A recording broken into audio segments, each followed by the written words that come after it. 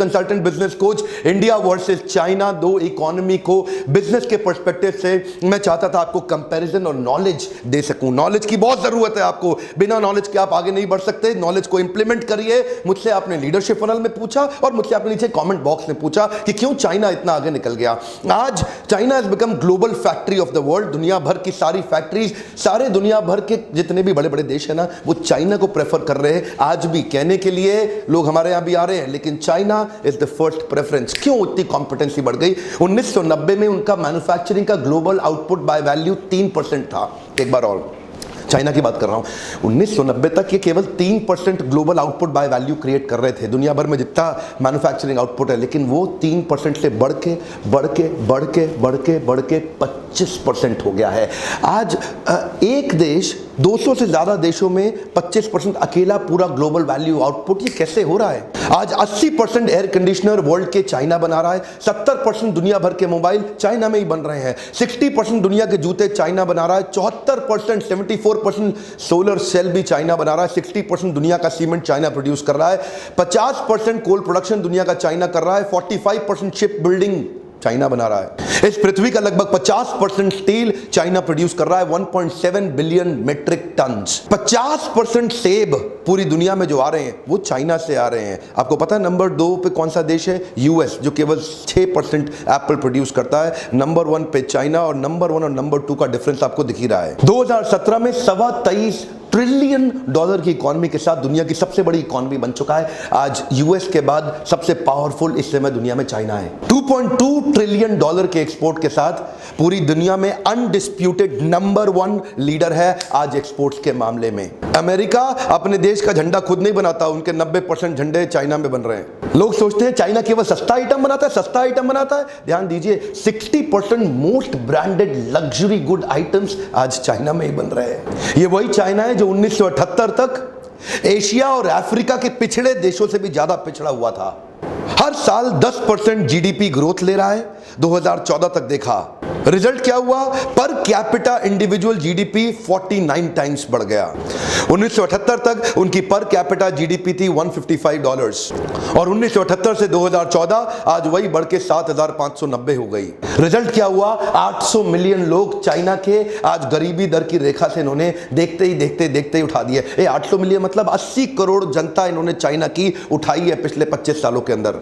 Quickly देखते हैं 10 point of difference between India and China. इनमें इतना बड़ा फर्क आया क्यों? पहला पॉइंट है mass production and dumping. China करता क्या है? वो इतना मैसिव प्रोडक्शन करता है, इतना मैसिव, इतना स्केल अप कर देता है अपने प्रोडक्शन को कि जिस कंट्री में जाके एक्सपोर्ट करेगा उसके प्राइसेस से बहुत नीचे पहले उनका प्राइस चेक करता है। देखो भारत में माल भेजना है, यहां कितने का बिकता है। अब उसके बाद इतना स्केल अप करा देगा कि अपने कॉस्ट ऑफ प्रोडक्शन नीचे लाएगा, और उसके बाद पूरी मार्केट में आके ठोक के बर्बाद तहस नहस करके मसल देता है वो भारत की मार्केट को। और उसका कंपैरिजन इंडिया से करते हैं। 91 से पहले तक जो भारत था ना, आप जानते हैं 91 से पहले तक का भारत, वहां पे ज्यादा जो पॉलिसीज थी वो एंटी लार्ज इंडस्ट्री पॉलिसी हुआ करती थी। छोटे छोटे स्मॉल स्केल पे ज्यादा फोकस करते थे, लेकिन वो स्मॉल स्केल को स्मॉल स्केल तक ही रहने दिया गया। देखिए इनिशिएटिव ठीक था, लेकिन उसको बड़ा करना नहीं सिखाया गया, ये इकोसिस्टम नहीं बना। अब क्योंकि एक व्यापारी जो बड़ा प्रोडक्शन नहीं कर पाता, जो स्केल अप करना नहीं जानता, उसकी कॉस्ट ऑफ प्रोडक्शन घटती नहीं। उसको लगता है मैन पावर बढ़ाओ तो कॉस्ट बढ़ जाएगी, लेकिन अगर बिजनेस करना आए मैन पावर बढ़ाने से कॉस्ट बढ़ती नहीं है, घटती है। आप आइएगा लीडरशिप फनल में, जो लोग आते हैं मैं उनको एक्सप्लेन करता हूं, आपको भी करूंगा। इंडिया में बड़ा करना नहीं आ रहा है, जिसके कारण हम चाइना को कंपीट नहीं कर पा रहे, क्योंकि चाइना में डंपिंग करता है इसलिए क्योंकि इसकी हर चीज बहुत बड़ी है। और दूसरा पॉइंट है competitive pricing with reverse manufacturing. China के लोग बड़े एक्सपर्ट हैं रिवर्स मैन्युफैक्चरिंग में। क्या होता है रिवर्स मैन्युफैक्चरिंग? आप जानना चाहेंगे? चाइना क्या करेगा? बोलता है कि तुम अमेरिकन, तुम लोग सारा इनोवेशन करो, तुम सारी नई टेक्नोलॉजी लेके आओ, तुम सारा R&D करो, हम कुछ नहीं करेंगे। हम तुम बना करके लेके आओ, उसको खोलेंगे, उसको खोल के चेक कर लेंगे इसमें क्या क्या डाला, और अपना बना डालेंगे। उसके बाद वो किसी IPR की चिंता नहीं, कुछ नहीं, उसी के समान, उसी की सारी टेक्नोलॉजी आइडिया का इस्तेमाल करके फिर खुद बना लेंगे।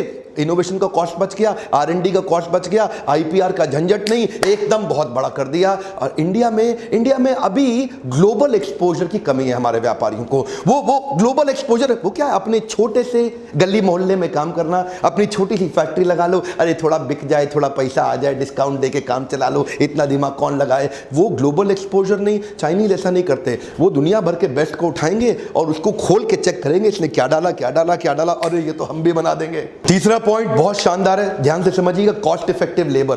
क्या मतलब हुआ इसका? कई लोग सोचते हैं चाइना की लेबर सस्ती क्योंकि उनकी पॉपुलेशन ज्यादा है। ए कम ऑन, ध्यान दीजिए, चाइना की लेबर सस्ती नहीं है, चाइना की लेबर प्रोडक्टिव है। वन मोर टाइम, क्या बोला मैंने, इसको ध्यान से देना, बहुत बढ़िया बात बोल देता हूं। चाइना की लेबर सस्ती नहीं है, प्रोडक्टिव है। क्यों? वहां पे स्किल डेवलपमेंट एक्चुअली एनेबल किया गया है। वहां पे सरकार और इंडस्ट्री और लोकल्स मिलकर के पार्टनरशिप के अंदर स्किल डेवलपमेंट को वास्तव में एक असली रूप दे पाए, जिसके कारण इतना स्किल्ड उसकी तनख्वाह चाहे थोड़ी सी ज्यादा हो, लेकिन उसका आउटपुट इंडियन लेबर के मुकाबले कई गुना ज्यादा है। इंडिया की लेबर जो 1 घंटे में 10 मोबाइल बनाएगी, उनकी लेबर 1 घंटे में 50 मोबाइल बना देगी। आउटपुट, प्रोडक्टिविटी, तनख्वाह की बात नहीं कर रहे, आप लोग स्किल डेवलपमेंट नहीं कर रहे। और देखिए वहां मैनेजमेंट लेवल की एजुकेशन, मैनेजमेंट लेवल की ट्रेनिंग बहुत ज्यादा है, ट्रेनिंग के सारे टूल्स का इस्तेमाल कर रहे हैं, इसलिए लोग प्रोडक्टिव हैं, सस्ते नहीं है, प्रोडक्टिव हैं, ज्यादा प्रोड्यूस कर देते हैं। इंडिया में मैं बधाई देता हूं हमारी सरकार को जो स्किल बिल्डिंग पे काम कर रही है, लेकिन नीचे अभी उसमें बहुत काम करना बाकी है। अगर स्किल बिल्डिंग हुआ तभी एम्प्लॉयबिलिटी आएगी, तभी देश में परिवर्तन आएगा। अब क्योंकि स्किल बिल्डिंग इंडिया में पूरी तरह से अभी तक इफेक्टिव हुआ नहीं, तो अच्छी लेबर थोड़ी बहुत है, और थोड़ी बहुत है तो वो मिलती नहीं है, वो दिखती नहीं है, अपने तिहारों पे चले जाते हैं, अपने खेत वेत संभालने भी निकल जाते हैं। तो होता क्या है, अच्छी लेबर ना होने के कारण हमारे देश में वो प्रोडक्टिविटी के कारण हम चाइना के प्राइसेस को कंपीट नहीं कर पा रहे। ये माल सस्ता बेच जाते हैं क्योंकि उनकी कॉस्ट ऑफ प्रोडक्शन कम आती है। और अगला मेरा पॉइंट है एक्सपीरियंस एंड एक्सपर्टीज। हाँ, क्या मतलब हुआ उसका? चाइना क्या हो गया, अभी एक ग्लोबल पॉपुलर डेस्टिनेशन बन गया मैन्युफैक्चरिंग का। अभी किसी को कुछ भी बनवाना हो, वो दुनिया भर से पहले चाइना आ जाएगा, आकर के देखेगा भाई कौन बनाएगा, हर आदमी खड़ा हो जाता है, बोले तो मैं बना दूंगा, अरे मैं बना दूंगा। क्या मतलब, सब बना दोगे? ये तो कभी पहले बनाया, अरे पकड़ा अभी बनाता हूं। ये क्यों हो रहा है चाइना में? करत अभ्यास के जड़मती होत सुजान। क्या मतलब हुआ? अभ्यास कर करके जिसकी जड़ बुद्धि है, जड़मती होत सुजान, जड़ बुद्धि वाला भी एक्सपर्ट हो गया। चाइना में हर आदमी एक्सपर्ट हो गया है। ऐसा हो गया जी, कुछ भी पकड़ा दो, नई चीज दिखाओ बन जाएगा, आप चिंता मत करो, कब तक चाहिए लो पकड़ो, दे देता हूं आपको। इंडिया में अभी ऑटोमेटेड इक्विपमेंट और कैपेसिटी यूटिलाइजेशन नहीं है, वो सप्लाई चेन, वो क्वालिटी कंट्रोल नहीं है, उसकी एक्सपर्टीज, उसका एक्सपीरियंस लोगों के पास नहीं है। इंडिया में अभी नया मैन्युफैक्चरिंग सेटअप्स बनने शुरू हुए हैं, यहाँ पे अभी नया इकोसिस्टम बनना चालू हुआ है। तो कोई नई चीज लाओ तो आदमी देख के घबरा जाता है, और बनने वाली चीज में भी उतनी स्ट्रेंथ आज इंडिया में स्केल अप करने की और वो अंडरस्टैंडिंग और एक्सपीरियंस है नहीं। उधर ये चीज घर घर में घुस चुकी है, एक्चुअली क्या है ना, खून में घुस गया उनके। कुछ भी पकड़ा दो, कुछ भी बना देंगे जी, एक्सपीरियंस और एक्सपर्टीज खून में घुस गया है। अगला मेरा पॉइंट है स्टेबिलिटी। ये स्टेबिलिटी एक ऐसी चीज है कि मेरे ना कई मल्टीनेशनल क्लाइंट्स भी हैं, और जब मैं मल्टीनेशनल क्लाइंट से मिलता हूं ना, मैं देखता हूं इंडिया में आते वक्त वो लोग बेचारे परेशान रहते हैं। ये सरकार चलेगी, ये सरकार नहीं चलेगी, ये ब्यूरोक्रेसी में क्या दिक्कत आएगी, इसकी किससे बनती है, उसकी किससे, तो वो लोग टेंशन में रहते हैं बेचारे। उन लोग को बार बार चक्कर काटने पड़ते हैं। यहाँ पे आने के बाद इंडिया में धंधा चालू करते वक्त हाथ गंदे करने पड़ते हैं। चाइना में कोई आदमी काम दे दे, उसको पता है अश्योरेंस है, उसको पता है यहाँ पे गवर्नमेंट स्टेबल है, उसको पता है यहाँ का इंफ्रास्ट्रक्चर स्टेबल है, उसको पता है चाइना के अंदर पावर कट्स की टेंशन नहीं है, प्लम्बिंग इश्यूज नहीं है, फ्लडिंग इश्यूज नहीं है। चाइना ज्यादा स्टेबल नजर आ रहा है ग्लोबल पार्टनर्स के लिए, और in comparison to that India, आप उसको कितना भी कुछ भी सस्ता करके दे दो, यहाँ पे जबरदस्ती मेक इन इंडिया करना पड़ रहा है, क्योंकि अपने आप को यहाँ नहीं रहा। क्यों करना पड़ रहा है? इंडिया आना नहीं चाहता। यहाँ पे हर चीज में टाइम, एनर्जी, मनी ज्यादा लगता है ब्यूरोक्रेसी के कारण। और छठा पॉइंट ऑफ डिफरेंस है एजुकेशन। इंडिया और चाइना में एजुकेशन के लेवल में बहुत बड़ा डिफरेंस है। आज भी नंबर ऑफ ग्रेजुएट्स चाइना के परसेंटेज वाइज इंडिया के मुकाबले बहुत ज्यादा है।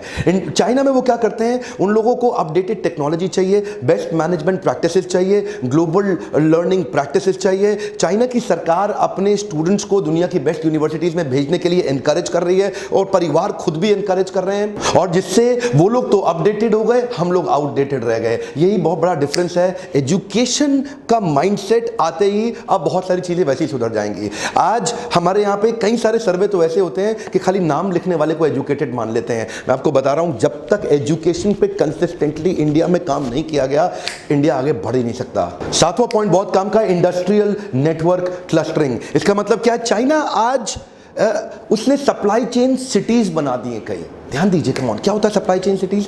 वो एक प्रोडक्ट को बनाने के लिए जो जो कुछ रिक्वायर्ड है उसका पूरा एक क्लस्टरिंग क्रिएट कर देगा। इसका मतलब क्या है? सिंगल फोकस प्रोडक्ट की एक सिटी तैयार हो गई। अब वो एक मोबाइल बनाने के लिए आसपास सब कुछ जो जो कुछ चाहिए सब एक जगह पे आ गया। कुछ अमेरिकन उदाहरण लेते हैं, शुरू करते हैं डेट्रॉइट से, जिसको मोटर सिटी बोला जाता है। ये auto hub, auto parts manufacturing का है। न्यूयॉर्क को फाइनेंशियल सेंटर माना जाता है, वो फाइनेंस के लिए हब है।